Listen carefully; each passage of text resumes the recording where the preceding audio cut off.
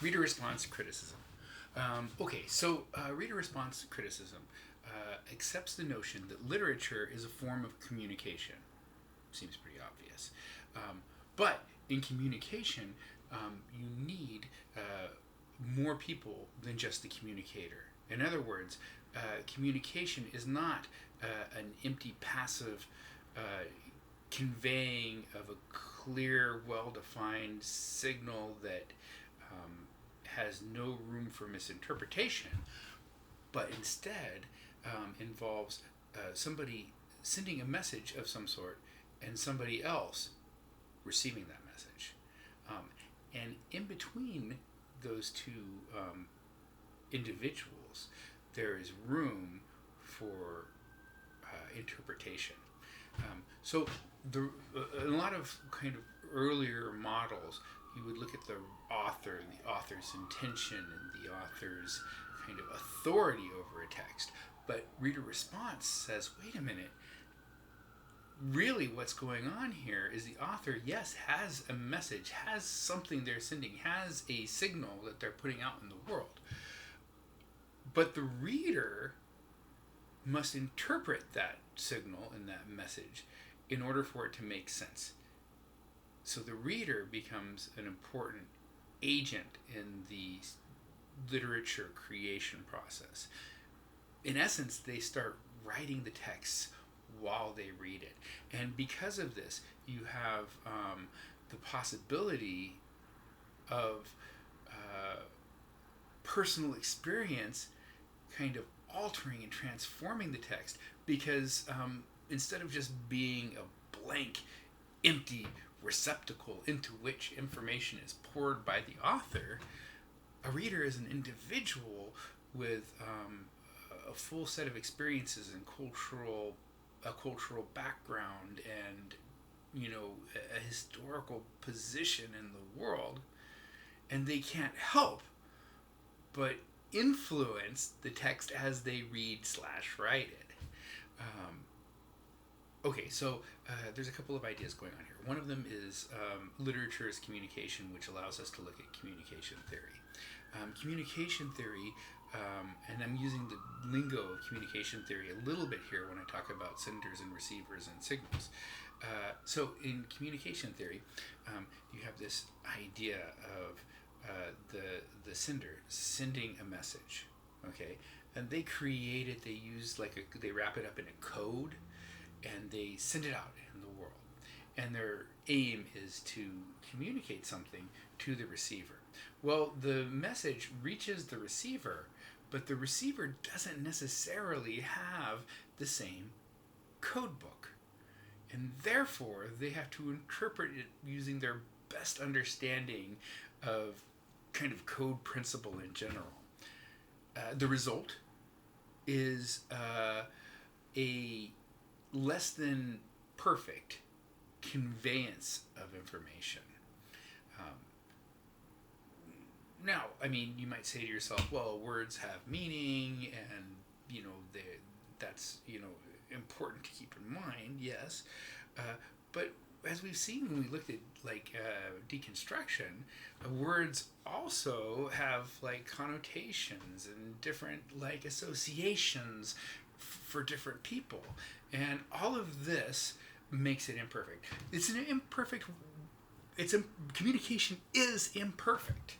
There is no way to perfectly convey an idea to another person.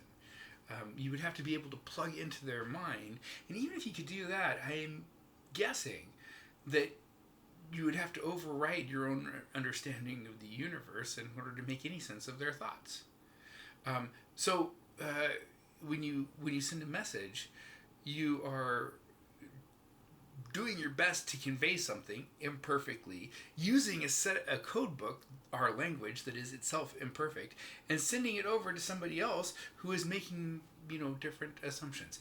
And if you think that sounds strange, bizarre, unusual, I invite you to think about any time you've ever had a miscommunication with a friend or a family member, and possibly even found yourself in a situation where somebody was angry when you never meant any offense at all. how is this possible without communication being essentially imperfect? It's not, right? So naturally, yes, communication is imperfect. Same thing is true of literature. So when you write a text, when an author writes a text, that text, it uses words and and ideas and conventions and things like that, but there are inevitably going to be these kind of unprecise aspects of it because they're using language which we've seen to be an imperfect system, and the reader has to fill in the gaps in order to kind of understand it in their way, and that's reader response. Now you might be thinking, well, there's a problem with this. If readers are interpreting texts and what they do with texts transforms them, then aren't texts subject to just like any wild, woolly interpretation that readers come up with? This is a criticism that's been leveled by a few different scholars, but there's an answer to it too within readers' response criticism, which is unlike like if we look at like kind of a deconstruction, Derrida kind of deconstruction that ultimately kind of demonstrates the meaninglessness and the pointlessness of communication. In reader response theory or criticism, we assume that the writer is trying to convey something, and they are using the best codes that they have, and that the reader has the intention of really understanding what that is, even though they can't perfectly do it, even though they're subjective, even though their own personal experience and their cultural biases and everything like that are going to come into play. They want to get it, and moreover, reader response kind of takes one more kind of nice little assumption, which is they assume that the reader in question is kind of the ideal reader, which doesn't mean the perfect reader, but a reader who is educated and aware and understands the conventions of the writing. Okay, sort of a scholar, somebody like you, right? A student of literature. That would be an ideal reader, right? Somebody capable of looking at a text and saying, well, yeah, this reminds me of grandma, but there's nothing in this text about grandma, right? There's nothing to justify that. That's just a personal bias. But there is like talk of, warfare, and I live in a culture that has like a certain kind of set of assumptions about warfare, and and therefore I'm going to read it from that kind of cultural perspective, right? So the ideal reader makes it possible to have a reader response that is informed, and that's an important kind of aspect of this. Is the reader response is not just the Wild West of like interpretation that's personalized completely, but instead a kind of literary criticism where the reader understands the conventions and also includes their own kind of context.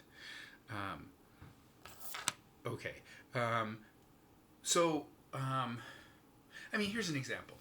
I read a book that many of you may have read. It's called Catcher in the Rye. And I read this book when I was in high school. And, I had this, I loved Holden Caulfield. I thought he was amazing. I thought this character in this book was, he was like, going places that I would like to go and thinking things that were like new and interesting and engaging to me. And I thought, wow, his journey, his intellectual journey is like amazing, right? I read the same book again later, years later. I was an adult, and I did all kinds of adult things, like I went to the store on my own, whatever. Anyway, I read this book again because I'm like, oh yeah, Catcher in the Rye. I love that book, right? I read it again, and I still liked it. I still thought it was a great book, but I had an entirely different relationship with Holden Caulfield. I read it and I'm like, oh, he's kind of whiny, and he's kind of angsty, and he's kind of this and that. And in other words, I wasn't the same high school kid that I was when I read the original text, and therefore I had a different reaction to Holden Caulfield. Now, that different reaction was completely valid, right? Both reactions were completely valid. But in a way, it was two different books read by, well, maybe one individual. Maybe I was kind of two different individuals. The individual of me in my youth and the individual of me in adulthood, right? And both of those readings were correct. Both of those readings made sense. But both of those different readings were different. And that is how I wrote the text differently. Okay, cool. So that's the foundational kind of key concept. We're going to have, I'm going to give you a good example of an article, a reader response article, coming up in our next section, so you can really kind of get your feet grounded into some of the ideas. It's going to talk about some of the key concepts. But that kind of principle, right, that you are a participant in the text when you read it, is probably the most essential single part of reader response criticism. Okay.